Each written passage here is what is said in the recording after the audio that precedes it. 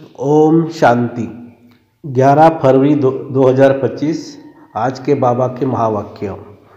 बाबा कहते, मीठे बच्चे, तुम्हें भगवान पढ़ाते हैं।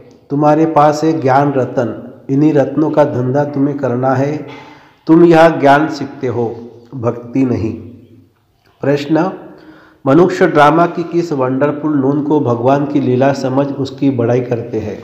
उत्तर, जो जिसमें भावना रखते हैं उन्हें उसका साक्षात्कार हो जाता है। समझते हैं यह भगवान ने साक्षात्कार कराया, लेकिन होता तो सब ड्रामा अनुसार है। एक ओर भगवान की बड़ाई करते हैं, दूसरी ओर सर्वव्यापी का ग्लानि कर देते हैं। ओम शांति। भगवान वाच, बच्चों को यह तो समझाया हुआ है कि मनुष्य को व देवता को भगवान नहीं कहा जाता है। गाते भी है, ब्रह्मा देवताय नमः, विष्णु देवताय नमः, शंकर देवताय नमः। फिर कहा जाता है शिव परमात्माय नमः। यह भी तुम जानते हो, शिव को अपना शरीर नहीं है। मूल वतन में शिव बाबा और शालिग्राम रहते हैं। बच्चे जानते हैं कि अभी हम आत्मा को बाप पढ़ा रहे हैं, और जो भी सत्संग है वास्तव में वह कोई सत्य का संग है नहीं। बाप कहते हैं वह तो माया का संग है। वहाँ ऐसे कोई नहीं समझेंगे कि हमको भगवान पढ़ाते हैं। गीता भी सुनेंगे तो श्री कृष्ण भगवान वहाँ समझेंगे। दिन प्रतिदिन गीता का अभ्यास कम होता जाता है, क्योंकि अपने धर्म को ही नहीं जानते हैं। श्री कृष्ण के साथ तो सभी का प्यार है, श्री कृष्ण को ही झुलाते हैं। अब तुम समझते हो हम झुलाए किसको? बच्चे को झुलाया जाता है। बाप को तो झुला न सके। तुम शिव बाबा को झुलाएंगे? वह बालक तो बनते नहीं हैं, पुनर्जन्म में आते नहीं हैं। वह तो बिंदु है, उनको क्या झुलाएंगे? श्री कृष्ण को बहुतों का साक्षात्कार होता है। श्री कृष्ण के मुख में तो सारी विश्व है, क्योंकि विश्व का मालिक बनते हैं तो विश्व रूपी माखन है। वो जो आपस में लड़ते हैं वह भी सृष्टि रूपी माखन के लिए लड़ते हैं। समझते हैं हम जीत पाले। श्री कृष्ण के मुख में माखन का गोला दिखाते हैं। यह भी अनेक प्रकार के साक्षात्कार होते हैं, परंतु अर्थ कुछ भी नहीं समझते हैं। यहाँ तुमको साक्षात्कार का अर्थ समझाया जाता है। मनुष्य समझते हैं हमको भगवान साक्षात्कार कराते हैं।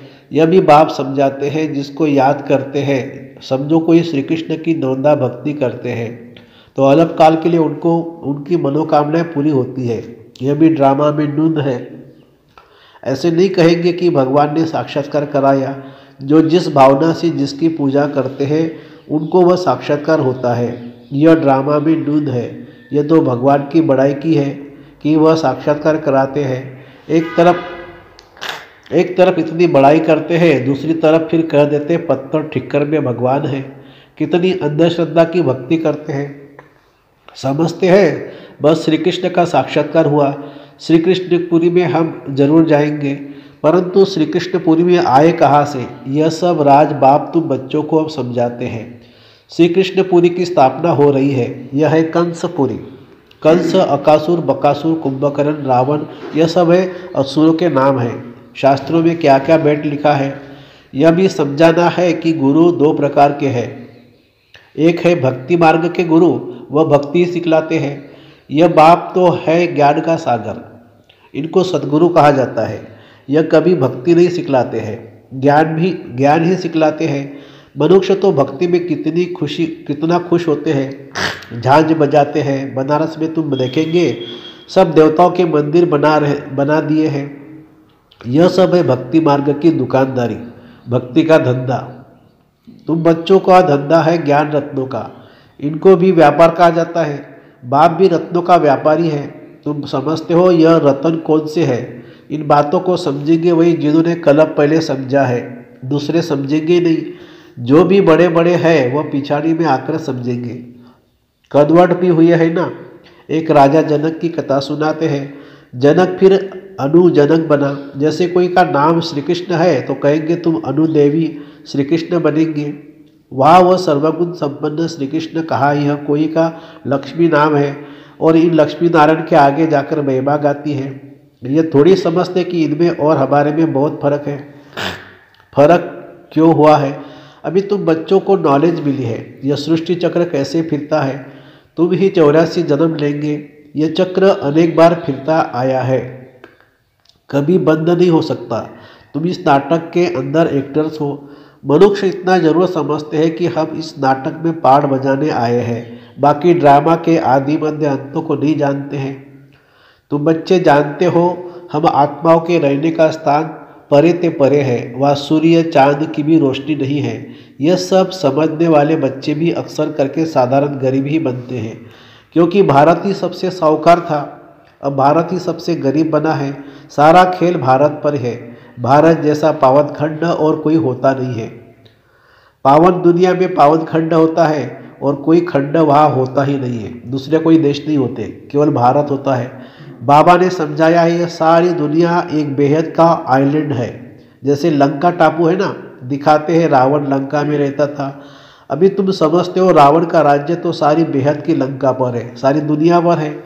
ये सारी सृष्टि समुद्र पर खड़ी है, यह टापू है, इस पर रावण का राज्य है। यह सब सीताएं रावण की जेल में है। सीताएं माने आत्माएं विषय विकार के जेल में फंस गई है।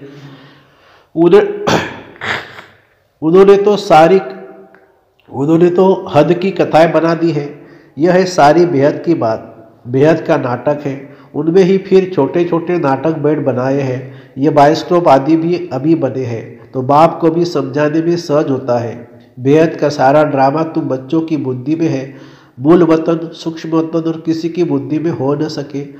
तुम जानते हो हम आत्माएं मूल वतन की रहवासी है। देवताएं हैं सूक्ष्म वतनवासी, उनको फरिश्ता भी कहते हैं।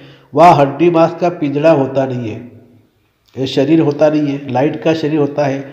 ये सूक्ष्म वतन का पार्ट भी थोड़े समय के लिए है। अभी तुम आते जाते हो, फिर कभी नहीं जाएंगे। तुम आत्माएं जब मूल वतन से आती हो तो वाया सूक्ष्म वतन में आती हो, सीधी आती हो।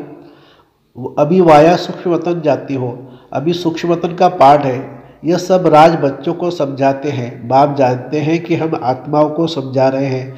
साधु संत आदि कोई भी इन बातों को नहीं जानते हैं, वह कभी ऐसी बातें कर न सके। बाप ही बच्चों से बात करते हैं। ऑर्गन्स बिगर तो बात कर नहीं सके। ऑर्गन्स माने मुख। कहते हैं मैं इस शरीर का आधार ले तुम बच्चों को पढ़ाता हूँ।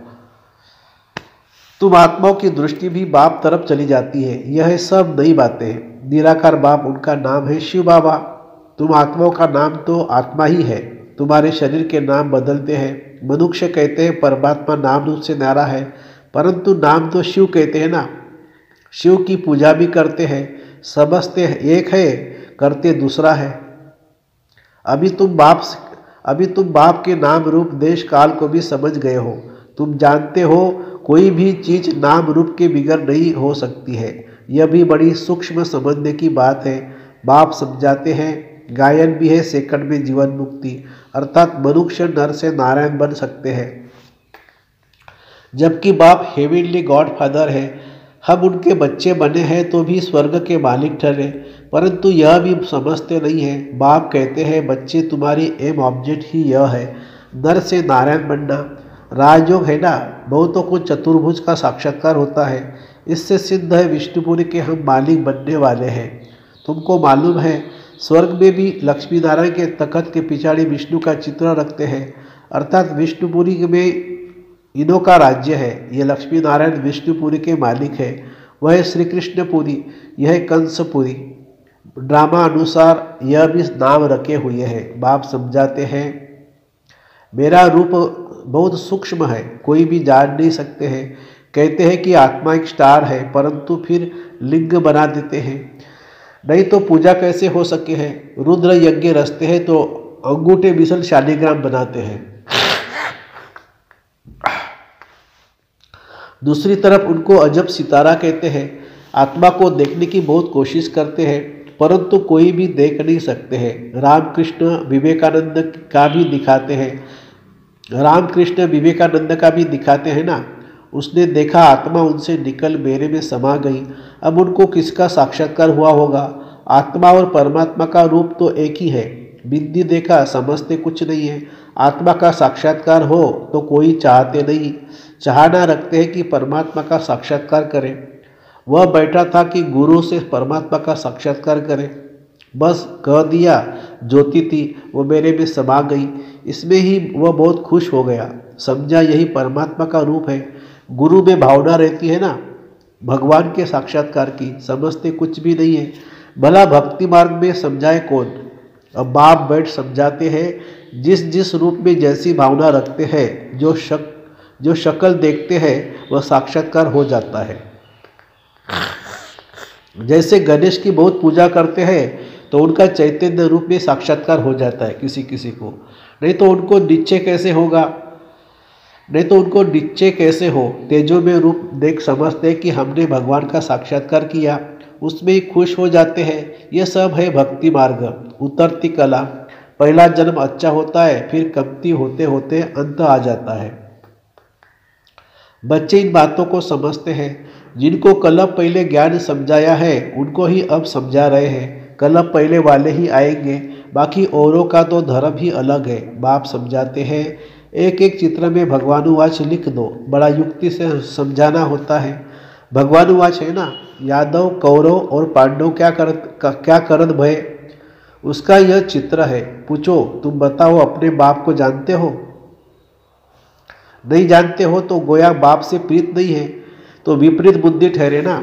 बाप से प्रीत नहीं तो विनाश हो जाएंगे। प्रीत बुद्धि विजयंती सत्यमेव जयते, इनका अर्थ भी ठीक है। बाप की याद ही नहीं तो विजय पा नहीं सकते हैं। अभी तुम सिद्ध कर बतलाते हो, गीता शिव भगवान ने सुनाई है, उसने ही राजयोग सिखाया ब्रह्मा द्वारा। यह तो श्री कृष्ण भगवान की गीता समझकर कसम उठाते हैं। उसने पूछना चाहिए, श्री कृष्ण को हाजिर नाजिर जानना चाहिए व भगवान को। कहते हैं ईश्वर का वो हाजिर नाजिर जान सच बोलो। रोला हो गया ना तो कसम भी झूठा ही खाता है, भगवान को जानते नहीं है। सर्विस करने वाले बच्चों को गुप्त नशा रहना चाहिए। नशे से समझाएंगे तो सफलता मिलेगी फलक से। तुम्हारी यह पढ़ाई भी बड़ी गुप्त है, पढ़ाने वाला भी गुप्त है। तुम जानते हो हम नई दुनिया में जाकर यह बनेंगे। नई दुनिया स्थापन होती है। महाभारत लड़ाई के बाद बच्चों को जब अब नॉलेज मिली है, वह भी नंबरवार धारण करते हैं, योग में भी नंबरवार रहते हैं। यह भी जांच रखनी चाहिए हम कितना याद में रहते हैं। बाप कहते हैं यह अभी तुम्हारी पुरुषार्थ भविष्य 21 जन्मों के लिए हो जाएगा। अभी फेल हुए तो कल्पांतर फेल होते रहेंगे, उच्च पद नहीं पा सकेंगे। पुरुषार्थ करना चाहिए उच्च पद पाने का। ऐसे भी कई सेंटर पर आते हैं जो विकार में जाते रहते हैं और फिर सेंटर पर आते रहते हैं। समझते ईश्वर तो सब देखता है, ईश्वर तो सब देखता है जानता है। अब बाप को क्या पड़ी है जो यह बैठ देखेगा। तुम झूठ बोलेंगे विकर्म करेंगे तो अपना ही नुकसान करोगे ना। यह तो तुम ही समझते हो। काला मुँह करता हूँ तो उच्च पद पा नहीं सकूँगा। तो सो बाप ने जाना तो भी बाप तो एक ही हुई, तो भी बाप तो एक की हुई। उनको क्या दरकार पड़ी, अपनी दिल खानी चाहिए। मैं ऐसा कर्म करने से दुर्गति को पाऊंगा, बाबा क्यों बतावे। हाँ, ड्रामा में है तो बतलावे भी। बाबा से छिपाना गोया अपनी सत्यानाश करना। बाबा से छिपाना अर्थात अपना सत्यानाश करना है। पावन बनने के लिए बाप को याद करना है। तुमको यही फुरना रखना चाहिए कि हम अच्छी रीति पढ़कर उच्च पद पावे। कोई मरा व जिया उनका फुरना नहीं, फुरना फिक्र रखना है कि बाप से वर्षा कैसे लेवे। तो किसी को भी थोड़े में समझाना है, किसी को भी थोड़े में समझाना है। अच्छा, मीठे मीठे सिक्खी लदे बच्चों प्रति माता पिता बाप दादा का याद प्यार और गुड मॉर्निंग। रूहानी बाप की रूहानी बच्चों को नमस्ते।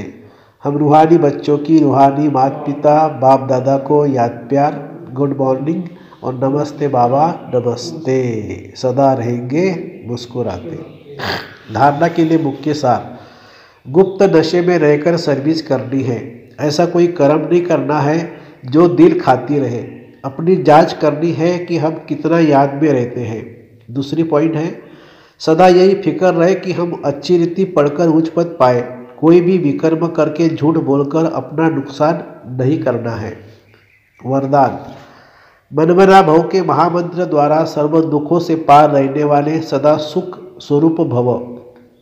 जब किसी भी प्रकार का दुख आए तो मंत्र ले लो, जिससे दुख भाग जाएगा।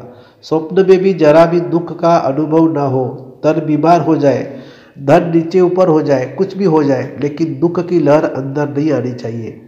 जैसे सागर में लहरें आती है और चली जाती है, लेकिन जिन्हें लहरों में लहराना आता है वो उसमें सुख का अनुभव करते हैं।